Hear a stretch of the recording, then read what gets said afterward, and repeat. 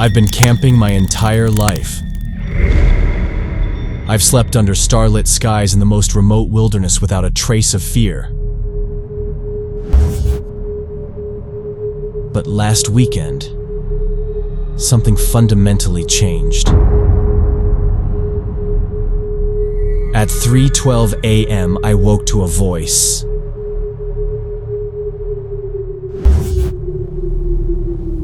Whispering from mere inches outside the paper-thin fabric of my tent.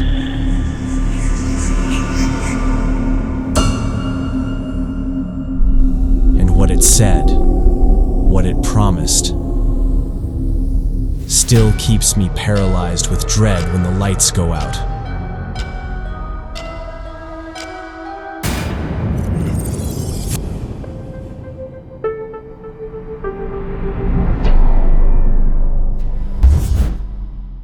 We'd been planning this trip for weeks, just the three of us, me, Jake, and Marcus. Lifelong friends, college guys. The type who considered ourselves outdoorsy, but were really just reckless 20-somethings with more confidence than caution about our so-called wilderness instincts. The spot we picked wasn't on any official maps. Deep in the Sierra Nevadas, miles from the nearest access road. The kind of untouched backcountry that makes park rangers nervous. We found it buried in a Reddit thread titled "Untouched Camping Gems That Nobody Knows About." The post had been downvoted to oblivion with comments warning to stay away. We should have listened. No cell signal for miles. No other hikers. Just ancient forest, oppressive silence, and the sound of our boots crushing pine needles that hadn't felt human weight in God knows how long. We arrived later than planned. The sun was already bleeding into the horizon, painting the forest in sickly crimson that made the shadows between trees look deeper somehow. Jake dropped his pack with a satisfied grin. I could tell he thought it was the perfect spot. It didn't feel perfect to me. It felt watched. We set up camp as darkness crawled in. 2 tents, a fire pit ringed with stones, and our cooler full of snacks and beer. The usual stuff. But something felt off. The forest was too quiet. No birds, no insects. Just the soft whisper of wind through needles that sounded almost like distant conversation. I mentioned the absence of wildlife. Marcus laughed it off nervously, suggesting they were probably just scared away by our arrival, but his eyes kept darting to the tree line. As night fully descended, the darkness between the trees became absolute, impenetrable. Our fire seemed pathetically small against it. Around 10 p.m., we were sitting around the fire trading ghost stories. Not the genuinely terrifying ones, just silly campfire tales. The kind that aren't supposed to follow you home. That's when Marcus suddenly stopped mid-sentence. His face caught in the firelight looked strange, drained of color. He pointed to a massive pine at the edge of our clearing, eyes wide with confusion. He thought it had moved closer since we arrived. Jake snorted beer through his nose at the suggestion. I followed Marcus's gaze. The tree looked normal, ancient, rooted. But I couldn't shake the creeping sensation that he was right. We laughed it off. What else could we do? Trees don't move. But now that I think about it, Marcus wasn't the type for pranks or paranoia. He was always the rational one. The night grew colder. We eventually crashed around midnight. Jake and I shared the blue tent. Marcus took the smaller orange one about 20 feet away. I don't know how long I slept. I just remember the sudden jarring consciousness, that feeling of being startled awake by something your brain registered before you did. The tent was pitch black except for the dying glow of embers outside casting faint shadows against the nylon. I checked my phone. 3:12 a.m. That's when I heard it. A voice, right outside our tent, inches from where my head rested, whispering. At first, I rationalized it. Had to be Marcus messing with us. But even as I thought it, I knew better.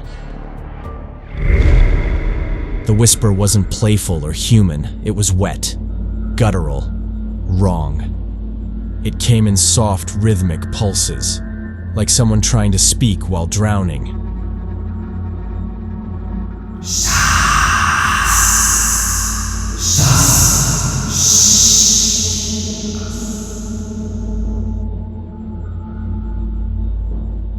I lay perfectly still, sweat beating cold on my forehead despite the night chill. My heart hammered so loudly, I was certain whatever was outside could hear it. I reached over, nudging Jake's shoulder. He mumbled something unintelligible and rolled away from me, deep in sleep. The whispering continued, circling our tent with calculated slowness, each footfall crushing pine needles with deliberate precision.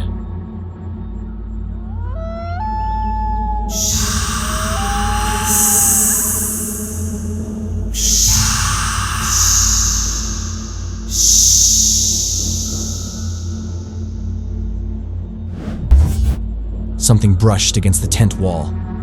The nylon dimpled inward, as if pressed by fingertips or claws. The impression lingered, then slowly dragged downward, fabric stretching with it.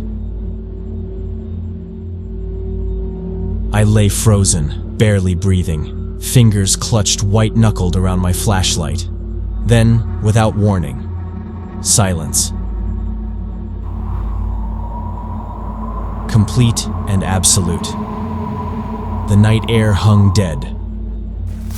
No wind, no rustling leaves, not even the distant hoot of an owl. I waited. Breath caught in my lungs, for what felt like hours but was probably only minutes. The silence was almost worse than the whispering. Finally, with shaking hands, I reached for the tent zipper. The zipper seemed deafening in the silence, each tooth separating with a metallic click that surely announced my presence to whatever lurked outside. I pulled the flap open just enough for my flashlight beam. Nothing. Just woods. Cold air. Total stillness. I panned the light across our campsite. The fire was completely dead. The darkness felt thicker somehow, almost viscous. Then my light caught the orange tent, Marcus's tent. The flap was open. Wide open. I called out in a harsh whisper. No response. Every instinct screamed to stay inside my tent, to zip it back up and pretend I'd heard nothing. But my body moved on autopilot, stepping barefoot onto cold earth, flashlight beam trembling across the clearing. I approached Marcus's tent slowly, dread building with each step. I swept the light inside. His sleeping bag was there, unzipped, empty. But his boots remained neatly placed at the foot of his bedroll, his jacket folded beside them, his phone on top. No one goes wandering barefoot in near-freezing mountain wilderness at 3 a.m. A sensation of wrongness enveloped me. The hairs on my neck stood rigid. And then my beam caught it, just outside the tent's circle of light. A small pile of stones, arranged in a perfect circle, each stone precisely the same size, balanced impossibly on their narrowest points.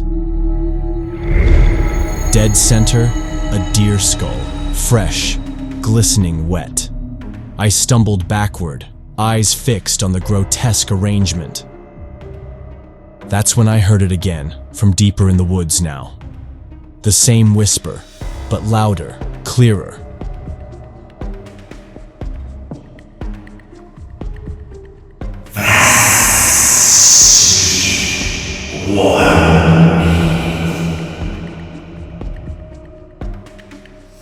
The words rolled through the trees, echoing from everywhere and nowhere. The whispering morphed, growing distorted, no longer attempting to mimic human speech, just mad, wet cackling. I ran back, shaking Jake violently until he woke, confused and irritated. Then he heard it too, the unnatural laughter spreading through the forest like poison. We grabbed what we could, no time for packing. Left most of our gear behind, including Marcus's tent. The trail back should have been 6 miles southeast. We'd walked it just hours before, but nothing looked familiar in the dark. The trees pressed closer. The ground sloped when it should have been flat.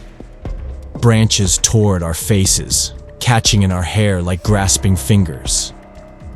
The entire forest seemed to have rearranged itself around us. As we ran, I noticed things in my peripheral vision, impossible things. Stone arrangements. More skulls. Not just deer now, but smaller animals, birds, rodents. All in perfect concentric circles.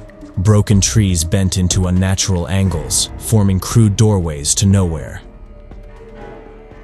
The farther we ran, the more disoriented we became.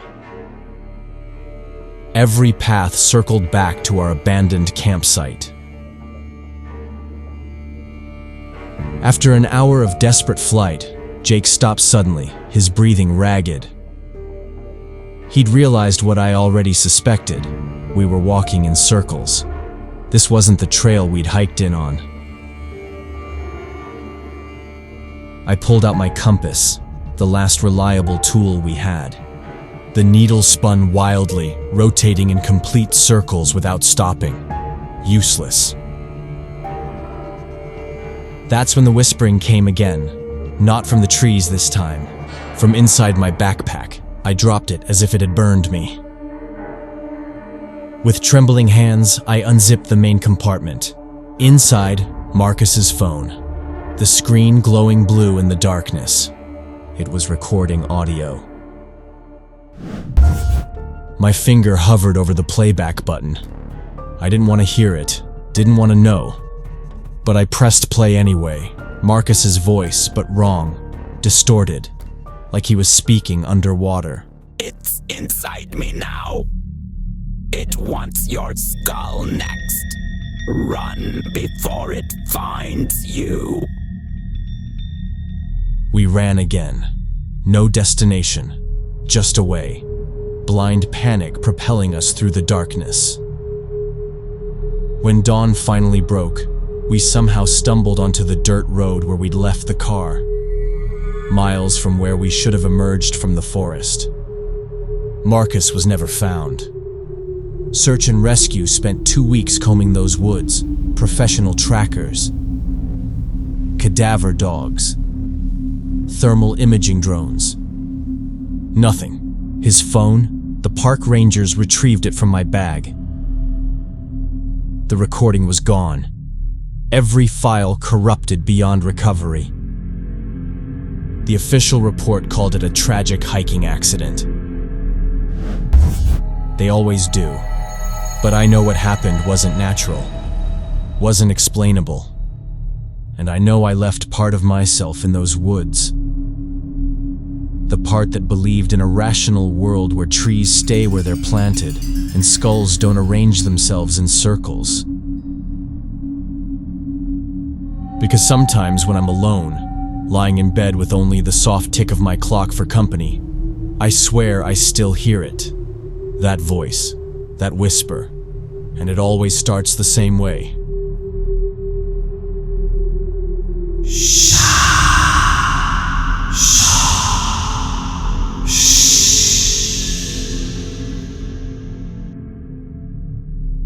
If you ever hear whispering outside your tent in the middle of the night, don't unzip it, don't answer it, and never ever go camping off the map.